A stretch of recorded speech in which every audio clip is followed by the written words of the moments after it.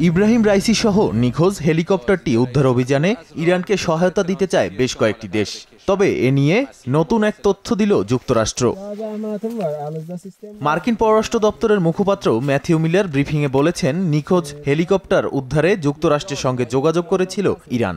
প্রতিক্রিয়া যুক্তরাষ্ট্রের পক্ষ থেকে বলা হয়েছিল, তারা সবসময় বিদেশি সরকারের অনুরোধে সাড়া দেয়, কিন্তু কারিগরি জটিলতার কারণে এবার ইরানের অনুরোধে সাড়া দেওয়া সম্ভব হচ্ছে না।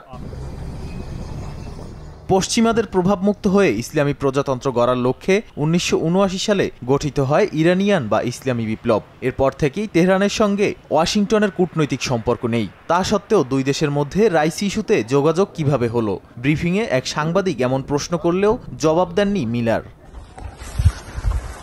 প্রায় ১৬ ঘন্টার উদ্ধার তৎপরতার পর সোমবার সকালে নিখোঁজ হেলিকপ্টারটির ধ্বংসাবশেষের খোঁজ পায় ইরানি কর্তৃপক্ষ।